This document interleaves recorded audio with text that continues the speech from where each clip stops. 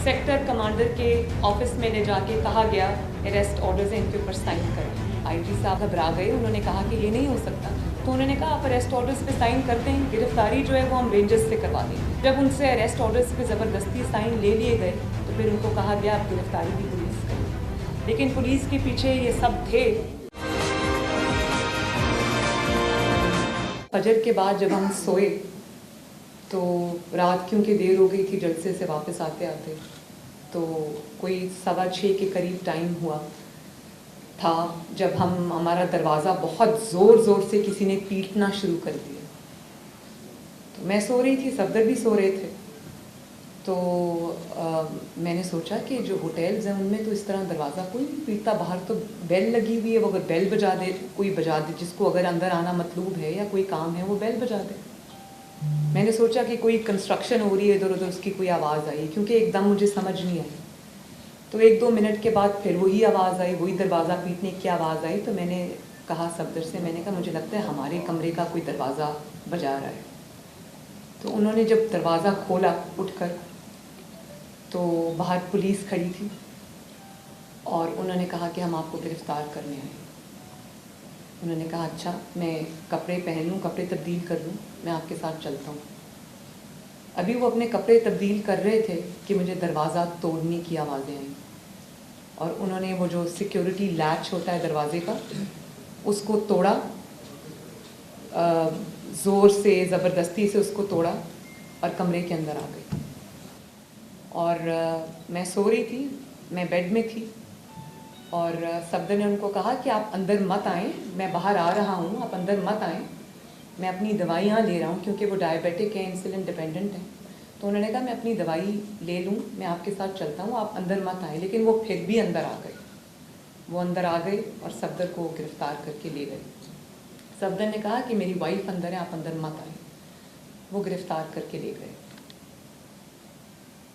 और उसके बाद सुबह मीडिया पे मैं ये न्यूज़ देख रही थी कि सिंध हुकूमत ने मरियम को बुला के गिरफ़्तार कर लिया, हुकूमत का ये मौक़िफ़ आ रहा है। तो मैं एक बात कहना चाहती हूँ कि मुझे एक लम्हे के लिए भी, मैं वैसे शुक्रगुज़ार हूँ बिलावल भुट्टो ज़रदारी साहब की कि उन्होंने मुझे फ़ोन किया, वो गुस्से में थे। उन्होंने कहा कि मरियम बीबी ये बहुत बुरा वाक़या है और हम एम्बैरस्ड हैं, शर्मिंदा हैं, आप हमारी मेहमान हैं, हमारी बहन हैं। और मुराद अली शाह साहब का भी फ़ोन आया, उन्होंने भी यही कहा। बिलावल भुट्टो ज़रदारी साहब ने मुझे कहा कि हम सोच भी नहीं सकते थे कि हमारी बहन के साथ, हमारी मेहमान के साथ यहाँ ये सलूक होगा। और इसी किस्म का कुछ इजहार जो है मेरे साथ वो CM सिंध ने भी किया। तो उन्होंने कहा हम शर्मिंदा हैं, हमें समझ नहीं आ रही कि हम आपसे किस तरह बात करें। तो मैंने उनको भी ये कहा और मैं आपकी वसातत से कौम को भी ये बताना चाहती हूँ कि एक लम्हे को भी मुझे ये नहीं लगा कि ये सिंध हुकूमत की कार्रवाई है। और अगर किसी ने कराची की ज़मीन पर, कराची में उनको गिरफ़्तार करके ये तासुर देने की कोशिश की है कि शायद पीपल्स पार्टी में और मुस्लिम लीग नून में या PDM में दरार आ जाएगी, तो आप तो नासमझ हो सकते हैं, आप तो बेवकूफ़ हो सकते हैं। हम भी बच्चे नहीं हैं, हमको सब समझ आ रही है कि ये क्या खेल खेला गया और इसके पीछे क्या मकासद थे। तो मैंने तो एक लम्हे के लिए नहीं सोचा कि इसके पीछे पीपल्स पार्टी है। और हमें एहसास है और हम अलर्ट भी हैं और हमें पता है कि ये चीज़ें होंगी, तो हम उसके लिए तैयार बैठे हैं। लेकिन क्या मुझे अब ये समझ नहीं आ रही, काबिल तर्स है वो ज़हनियत। आप कहते हैं कि मज़ार-ए-कायद के ऊपर नारा लगा, मज़ार-ए-कायद पे जो नारा लगा, वो वीडियोज़ जो मज़ार-ए-कायद में हुल्लड़बाजी PTI के कारकुनों ने, मेरा ख़्याल है कि कोई इमरान खान साहब का कोई दौरा था, वो वीडियो मरियम औरंगज़ेब के पास है, उन्होंने की, उसको कोई पूछने वाला नहीं है। लेकिन अगर कायद-ए-आज़म के मज़ार पर किसी ने कायद-ए-आज़म का ही बयानिया, कायद-ए-आज़म के ही फरमूदात दोहराए, तो वो इतना बड़ा गुनाह बन गया। वोट को इज्जत दो कोई ऐसा नारा नहीं है जिससे किसी की बेहुरमती होती हो। ये तो वही इरशादात हैं जो कायद-ए-आज़म ने खुद फरमाए थे اور آپ جب مادر ملت زندہ باد ایسے نعروں سے کس کو ڈر لگتا ہے؟ میں اچھی طرح جانتی ہوں کہ ووٹ کو عزت دو سے کس کو ڈر لگتا ہے اور مادر ملت زندہ باد سے کس کو ڈر لگتا ہے، یہ میں اچھے سے جانتی ہوں. اور وہاں نواز شریف زندہ باد کے نعرے نہیں لگے، وہاں مریم نواز زندہ باد کے نعرے نہیں لگے، وہاں ووٹ کو عزت دو کا نعرہ لگا. اور اس نعرے سے کس کو اعتراض ہے یہ آپ بھی جانتے ہیں، یہ میں بھی جانتی ہوں. اس نعرے سے اس کو اعتراض ہے جو ووٹ چوری کر کے آئے، جو عوام کا مینڈیٹ چوری کر کے آئے، جنہوں نے فاطمہ جناح سے لے کے آج نواز شریف تک اور سارے جو منتخب نمائندے ہیں پاکستان کے عوام کے، ان کو غدار ڈکلیئر کیا. یہ وہاں جا کر تکلیف جو ہے وہ پہنچتی ہے، میں اچھے سے جانتی ہوں. لیکن کیا آپ کو نہیں سمجھ آ رہی کہ زمانہ بدل گیا، وقت بدل گیا؟ یہ جو نامعلوم افراد ہیں یہ سب کو معلوم ہے. اب خلا سے اتر کر اگر آپ زمین پہ آ گئے ہیں، خلائی مخلوق سے اگر آپ زمینی مخلوق بن گئے ہیں، تو کیا لوگ آپ کے چہرے نہیں پہچانیں گے؟ کیا لوگوں کو سمجھ نہیں آئے گی کہ اس کے پیچھے کون ہے؟ اور پھر جو نواز شریف صاحب نے، جو پی ڈی ایم نے سوال اٹھائے ہیں، ان سوالوں کا جواب کیا یہی ہے کہ غداری کے پرچے کاٹ دو، دہشت گردی کے پرچے کاٹ دو؟ اور اب جو ایک شک ڈالی ہے بیچ میں اور کہا ہے کہ یہ قتل کی دھمکی دی ہے، بھئی وہاں پر سینکڑوں افراد موجود تھے اور وہاں پر آواز جو ہے وہ ایک دوسرے کی نہیں سنائی دے رہی تھی، تو یہ قتل کی دھمکی کسی کو سمجھ آ گئی تھی؟ اور کیوں دے گا کوئی کسی کو قتل کی دھمکی؟ اب اس بات پہ بھی آ جائیں کہ قتل کی دھمکی کا پرچہ درج کرانے والا کون ہے. یہ مجھے ابھی ایک خبر ملی ہے، یہ میرے پاس ایف آئی آر کی کاپی ہے. وقاص احمد خان مدعی ہیں جو دہشت گردی کوڈ کا مفرور ہے. جی، ایف آئی آر نمبر 513/19، تھانہ یہ کیا لکھا ہوئے جی، کون سپر ہائی وے والا، اور یہ ڈیٹس بھی اس میں لکھی ہوئی ہیں.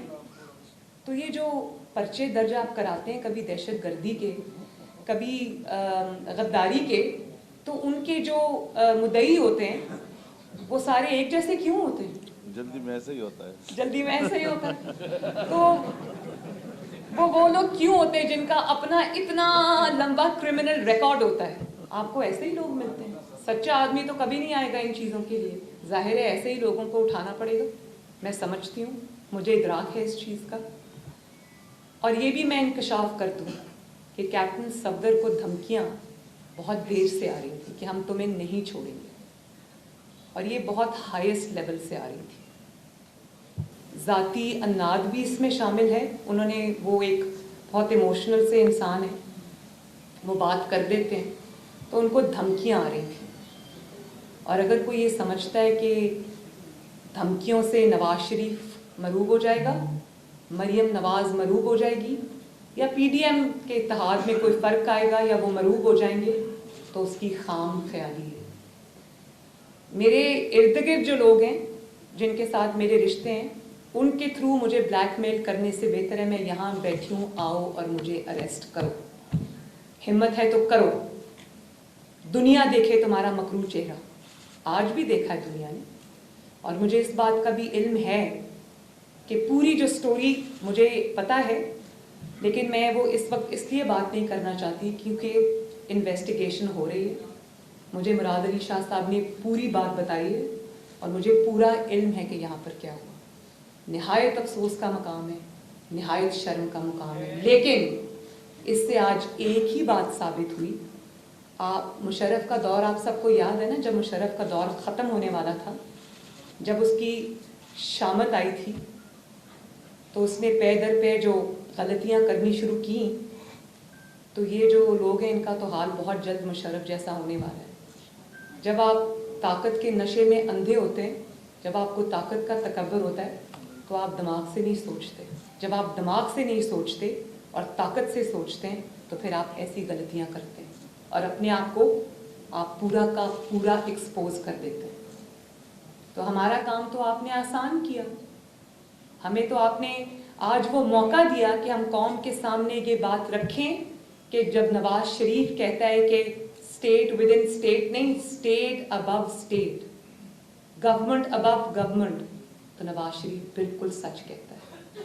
मौलाना साहब ने तो फिर भी लिहाज किया, मैं लिहाज नहीं करूंगी। उनको सेक्टर कमांडर के ऑफिस में ले जाके कहा गया कि ये जो अरेस्ट ऑर्डर्स हैं इनके ऊपर साइन करें, और जब उनको कहा गया कि अरेस्ट ऑर्डर्स पे साइन करें तो आईजी साहब ऑब्वियसली घबरा गए। उन्होंने कहा कि ये नहीं हो सकता, तो उन्होंने कहा आप अरेस्ट ऑर्डर्स पे साइन कर दें, गिरफ्तारी जो है वो हम रेंजर्स से करवा देंगे।